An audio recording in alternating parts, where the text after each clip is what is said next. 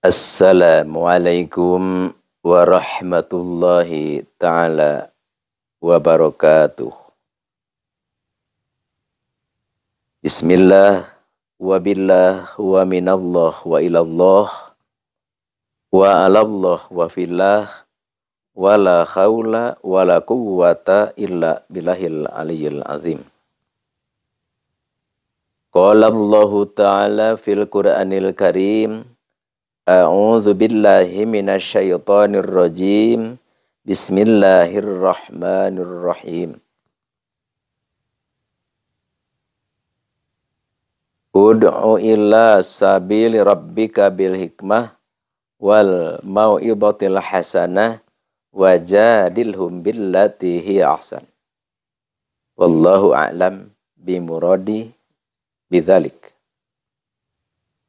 Wa qala Nabiyyu sallallahu alaihi wasallam, laisa syadid bisur'ah, innama syadid alladhi yamliku nafsahu indal ghadab. Al-hadits.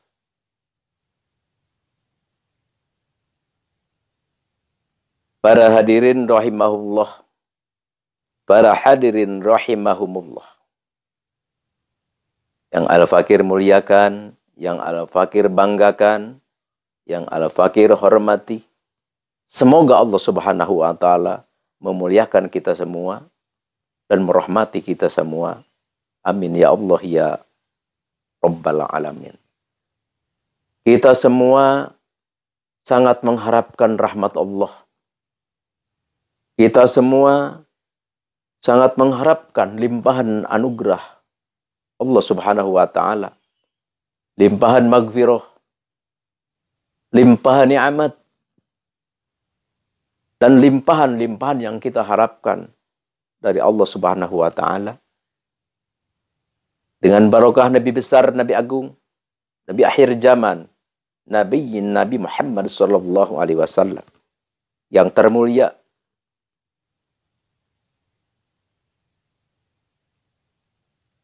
Dan kita meminta, semoga ya Allah, semua jemaah, semua ikhwan, ribat manbal hikmah ini, dijadikan oleh Allah Subhanahu wa Ta'ala, jadikan orang yang sukses dunia wal akhirat. Apa artinya sukses dunia kalau kita akhirat celaka? Na'udzubillahi min dzalik. Allah Subhanahu wa Ta'ala mengajarkan di dalam Al-Qur'an, a'udzubillahi minasyaitonir rajim. Bismillahirrahmanirrahim. Rabbana atina fid dunya hasanah wa fil akhirati hasanata wa qina adzabannar. Semoga kita semua benar-benar fid dunya hasanah wa fil akhirati hasanah wa qina adzabannar. Amin ya Allah ya Rabbal Alamin. Oleh karena itu, untuk jayanya, untuk selalu bisa bersuaranya Asdamiluha channel ini, demi untuk menyiarkan, menyampaikan, insya Allah, sekemampuan tentang ajaran-ajaran Allah yang dibawa oleh Nabi yang mulia, Nabi Agung, Nabi Yuna, Nabi Muhammad sallallahu alaihi wasallam. Allahu Akbar. Kita tetap harus semangat. Kita harus semangat. Tadi Al-Fakir bacakan hadis laisa syadid bisur'ah, yang dinamakan orang gagah, yang dinamakan orang hebat, yang dinamakan orang luar biasa, yang dinamakan orang kuat, bukan karena jago gulat, bukan karena jago berantem, bukan. Yang dinamakan orang hebat, yang dinamakan orang kuat, yang dinamakan orang istimewa, yaitu adalah alladzi yamliku nafsahu indal ghadab, orang manusia yang bisa menahan hawa nafsu, bisa nahan amarah tatkala kita lagi marah. Jadi ternyata orang yang hebat, orang yang kuat itu justru yang bisa menahan amarah. Wah, ini ada sesuatu perkara nih. Bum, gitu ambek. Wah, amarah kita muncul keluar. Langsung kita redam. Set. Sampai ke titik terendah kita sadar. Itulah orang yang hebat, orang yang kuat, orang yang istimewa. Ini kata Nabi nih. Jadi kita ya harus bisa menguasai hawa nafsu amarah. Karena orang yang amarah, pemarah, itu adalah banyak hadis yang menerangkan banyak penyakitnya nanti. Banyak penyakitnya. Umurnya juga bisa pendek. Dimengerti. Karena orang yang pemarah itu salah sedikit marah, sedikit marah, salah sedikit marah. Ya nggak bakal hidup tenang. Apabila kita hidup tidak tenang, ya bagaimana kita mau senang? Jadi kita enjoy aja segala masalah. Kita serahkan kepada Allah Subhanahu wa Ta'ala. Bertawakal, bertafwid. Kita kepada Allah, serahkan semuanya kepada Allah. Insya Allah. Dengan cara itu, insya Allah kita hidup bahagia. Di dunia, juga bahagia. Fil akhirat. Amin. Amin. Amin ya Rabbal Alamin. Jadi sekarang kita ingin menjadi orang kuat atau ingin menjadi orang lemah. Kalau kita ingin menjadi orang kuat, kalau kita ingin menjadi orang hebat, kita ingin menjadi orang yang istimewa, ya kita harus bisa menguasai hawa nafsu kita.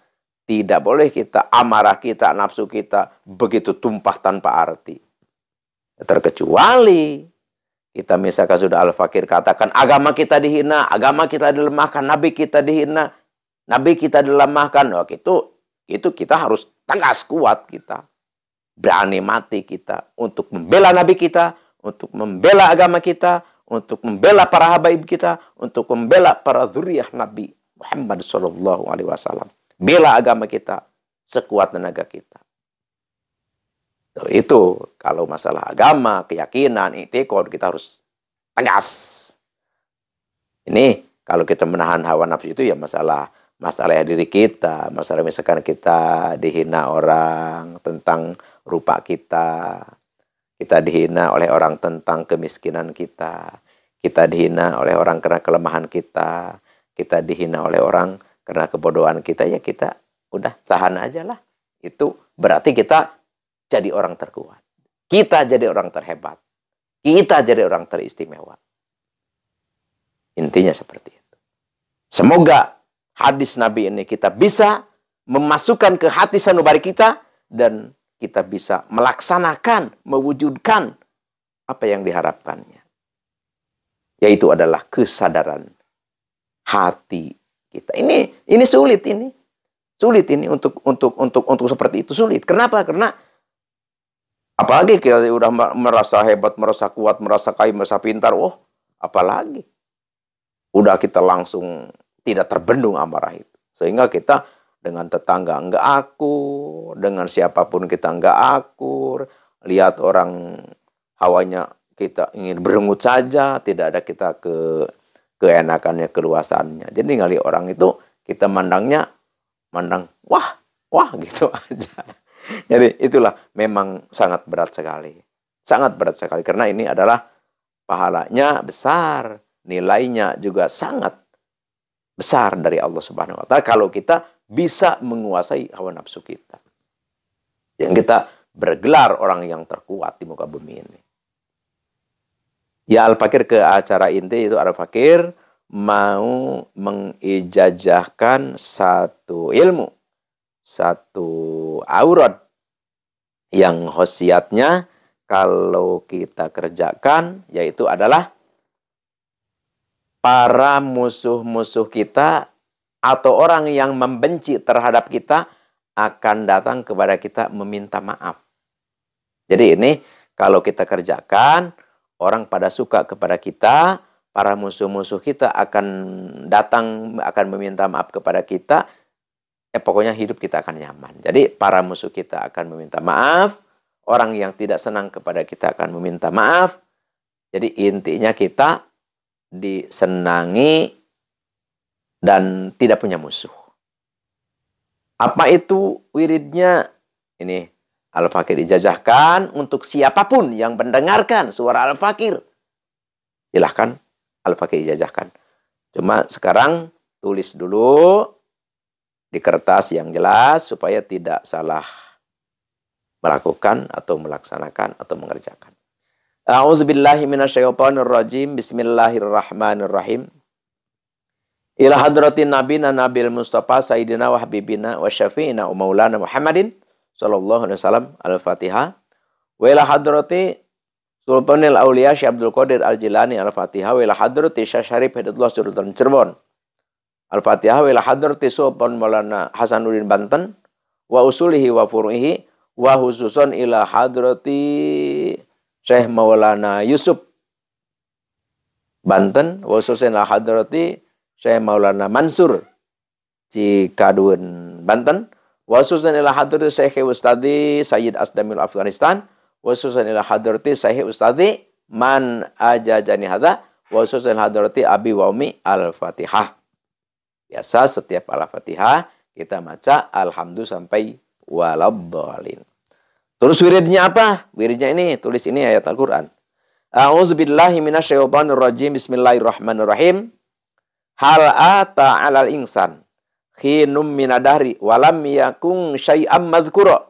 Inna khalaqnal insana min nutfatin amsajin nabtalihi faja'alnahu sami'an